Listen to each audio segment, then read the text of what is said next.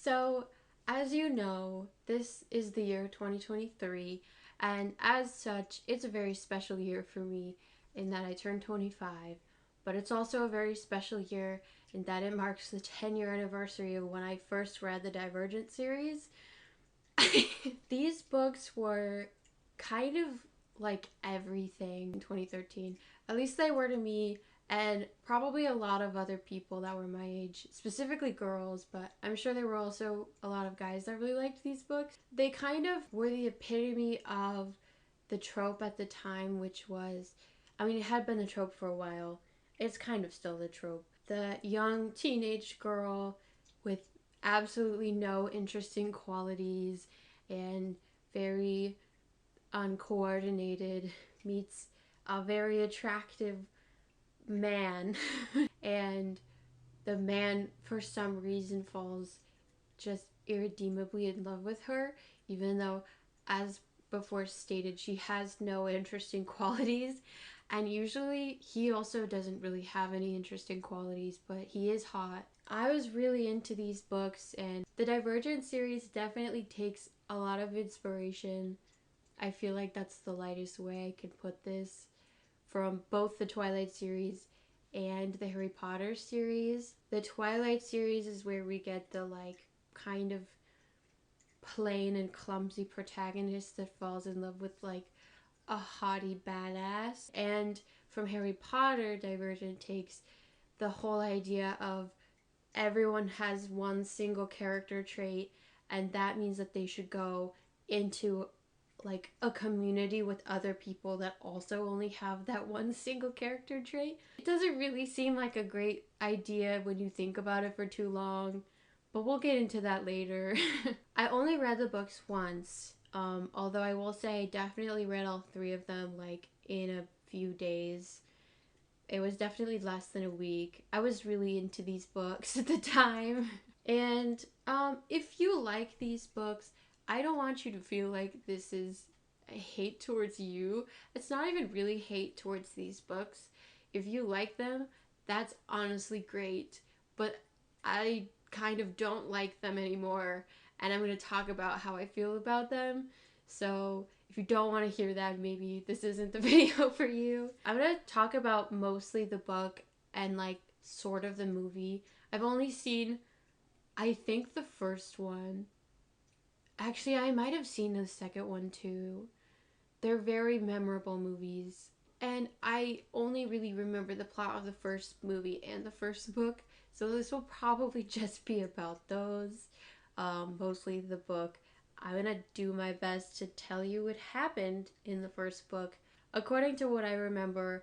But also I'm going to need some help from the internet, because while I do remember the names of most of the important factions, I think there's more of them, but I remember the main three in this book, kind of. I actually don't remember the one she starts out in. But anyway, I do remember some of the names of the factions, but I don't remember any of the characters' names. Probably because they too are very memorable. So I will have to look that up, which I forgot to do, so let me just look that up. Is the guy's name Eric? It's not. There's no way it's Eric. Isn't it Marcus? No. I really thought that when I looked at a list of the main characters' names, I would immediately know which ones are which, because like I said, I read these books, I was really into them. Yes, that was 10 years ago, but I also have watched 2 movies maybe of these since then, and I guess they just weren't memorable. Oh my god, his name is Tobias. It wasn't even in the character list. So, hold on, I have to look up the name of...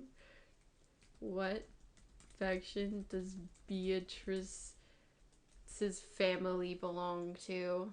Abnegation? Is that a word? Okay, anyway. So, Beatrice is our main character, and she lives in a universe where the apocalypse has happened, and I think she lives in or near a big city that has pretty much been demolished by some kind of mysterious apocalyptic events, which took place a long time before the events of this story. So now she lives here and she grows up in one of the factions, which is like the Harry Potter houses, but I think there's more of them. And unlike the Harry Potter characters, you're kind of not allowed to have other character traits in this. Every person has one character trait, and that one character trait defines the rest of their life and also where they're allowed to live. So, Beatrice's family belongs to a faction called, um, it says abnegation. That doesn't feel like a word, nor does that feel familiar, but I think that's probably right. The abnegation faction is like for people who their one character trait is that they are selfless and they have no other character traits. So she's not allowed to like wear pretty stuff. She has to look very plain, and she already kind of looks very plain. I think she's described as like just like an average looking girl. And then the book starts with she gets to go to a ritual that every child in this universe goes to at a certain time when it's time to figure out what their one single character trait is that they get to have. And she wants to be selfless like her family so she can live with her family, because if she gets put in a different house, it doesn't really seem like she like ever gets to see them again. Apparently the communities in this book kind of require you to never see anyone outside of your own community, because I don't know, they don't want you to be tainted by those other character traits that people might have. But anyway, she goes through this ritual and her character trait is not selflessness, and she is very sad about that. Her character trait is actually they kind of phrase this as like courage, but based on the events in the book, it kind of just seems like the main character trait is recklessness. And if your main trait is recklessness, you get put in the Dauntless faction. I love the Dauntless faction. Like, it's just very much an idea that somebody wrote who doesn't know anybody who like rides motorcycles or dresses goth, or like maybe she does and she thought I should just dilute all of this into like three things. These people are gonna get tattoos, they're gonna do parkour, and they also are going to jump on and off a lot of trains. So Beatrice gets put into the Dauntless faction, and they're like, okay, say goodbye to your family. You never get to see them again. And now go run with all these people who are dressed in black leather and have tattoos and go jump on a train.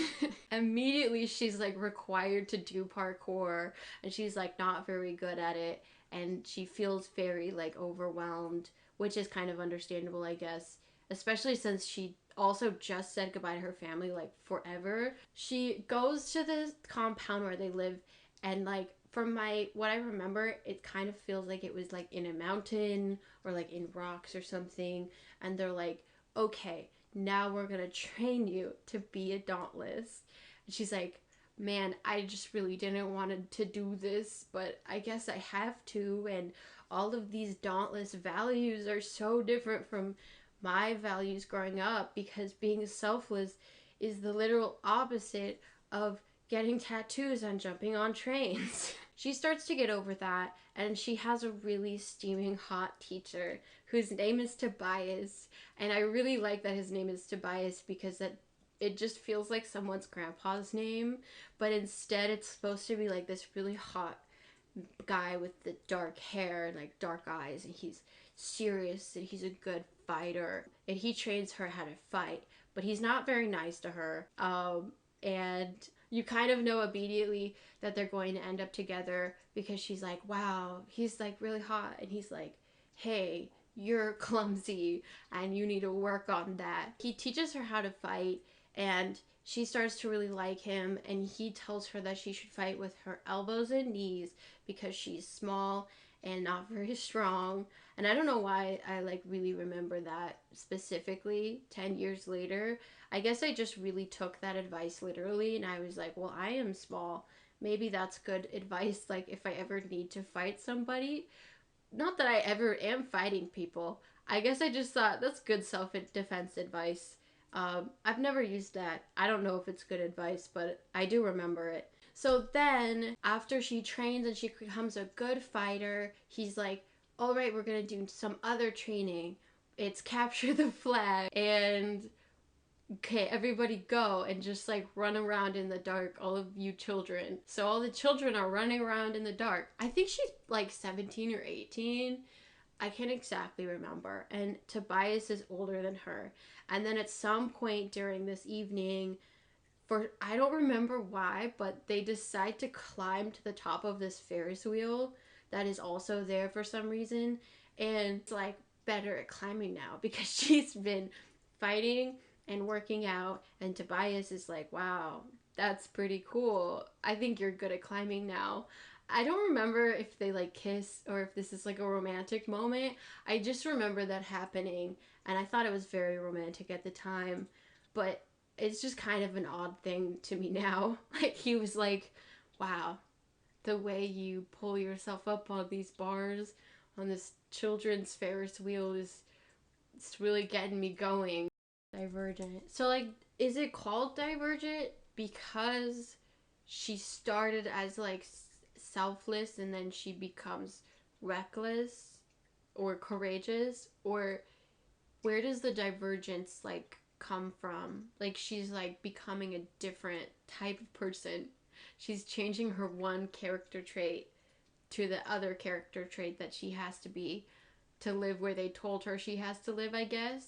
So there is a different faction other than just the two that I listed here. And there's more factions in the other book. I don't really remember what they are, but there's the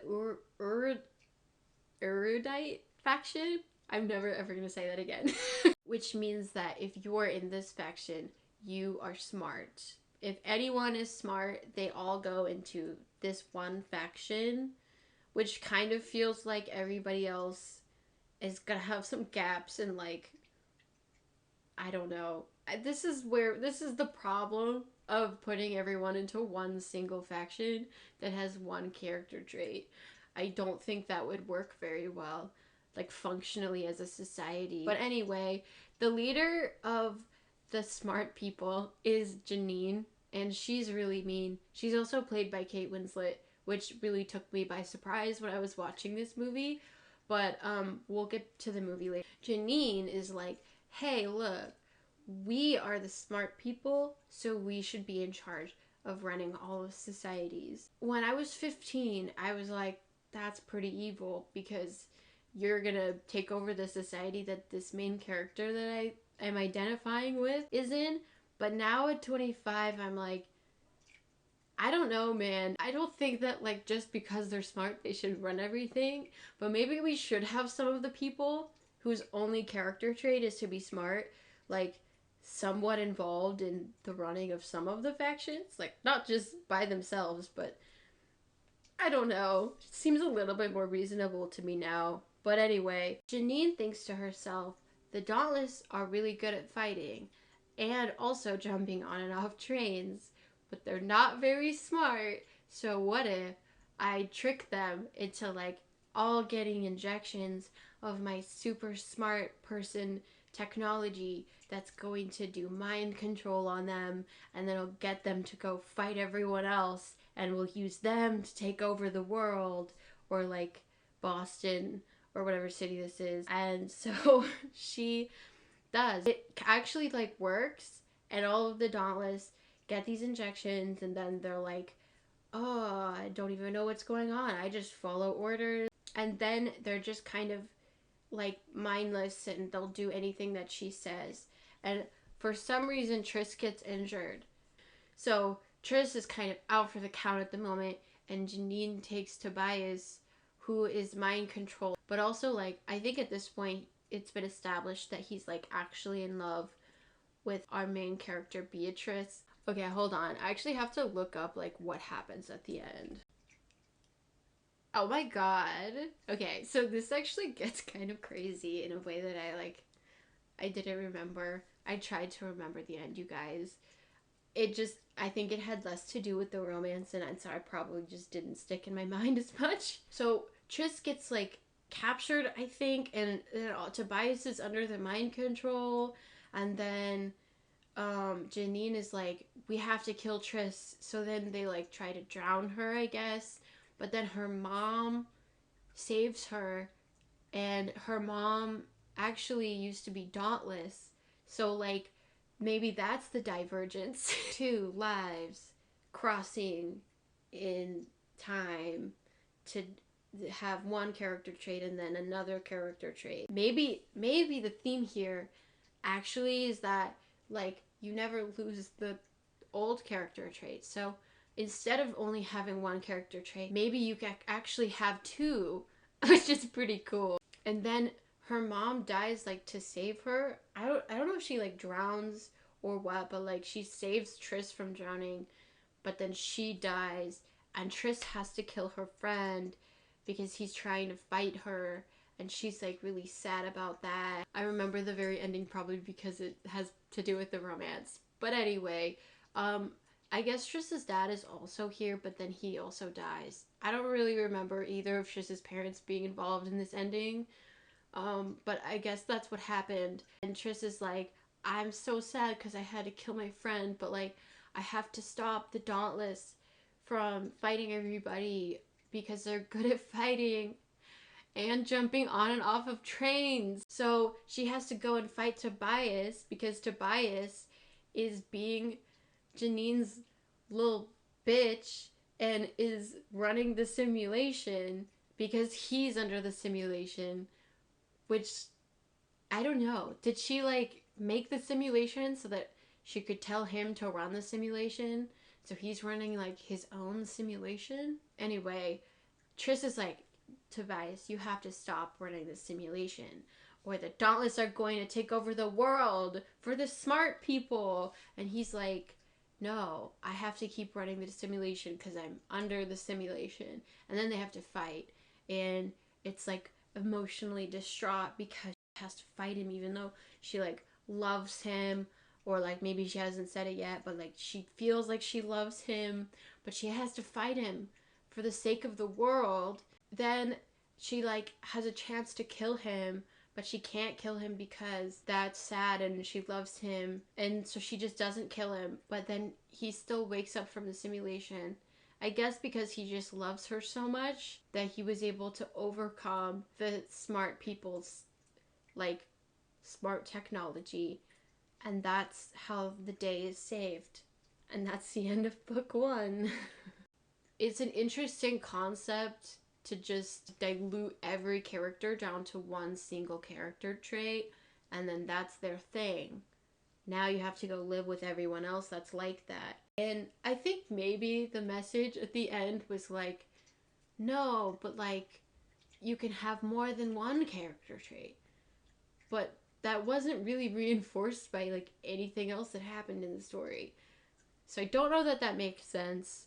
And I also know that this has been said before, but the way that this book just takes every YA trope and like boils it down to its most base form and then just uses that, like, okay, we're gonna have a boring girl who meets a hot guy and she has to be put into like a faction. There's different groups based on different qualities you can have, and she has to have an adventure and learn how to fight, and she becomes cool. Except the way she becomes cool is by getting a bunch of tattoos, which I guess that's not really a YA trope. So good on the originality there, I guess. What's also not a YA trope is how often it's described that they're jumping on and off trains. You may notice that that's something I've brought up a lot of times in this video. And the reason I've brought it up a lot of times is because this is what it feels like to read this book every once in a while. And by every once in a while, I mean like every 10 pages. We have to have a pretty long description of everyone jumping on and then off of a train because that's how they get places. I guess the trains are just running, and I don't know who runs them, and I also don't know why they don't stop at stops. Actually, it would be funnier if they did stop at stops. Like, the Dauntless could just walk to a stop and get on the train, but then they wouldn't look as cool with their tattoos and their leather jumping on and off of trains. So they have to jump on and off of trains. Anyway, this book was then turned into a movie, which I'm sure you heard about, and this was a few years after I read it. I don't actually remember when the movie came out. It had been long enough that I was like kind of realizing that the book wasn't amazing the way I remembered it. And so I was like, I'll watch the movie, but I don't know how this is gonna be. I liked Shailene Woodley at the time. She was like also kind of a big actress at the time. What happened to Shailene Woodley? Is she still out there making movies? Anyway, I think a lot of the criticism that this movie got was really just criticism of the book, because the book kind of was like the most threadbare way you could tell every YA trope, and the movie just takes the book and directly makes it into like a one-to-one movie with nothing added and also nothing subtracted that I can remember. I think the acting was fine, or at least like Kate Winslet was fine, and I think Shailene Woodley was fine, and the guy who plays Tobias was playing a very cold and strange character pretty well. So good for him, I guess. But overall, it's just kind of a strange movie. In conclusion, this is just a strange thing that happened, and I was a part of it, so I thought I would talk about it. If you've never read these books, you probably don't have to, unless they sound appealing. Then if you've watched this video and you still want to read these books, you should probably read these books. But if you watched this video and you thought, that sounds pretty silly, you could probably just never think about them ever again, because they're not really relevant to society. They're only relevant to me because I still think about them sometimes, and just how strange they were and how strange that whole era was. This was like at the same time that I was like watching Teen Wolf and reading and watching Twilight, and there was just a lot of YA content that was really big at the time.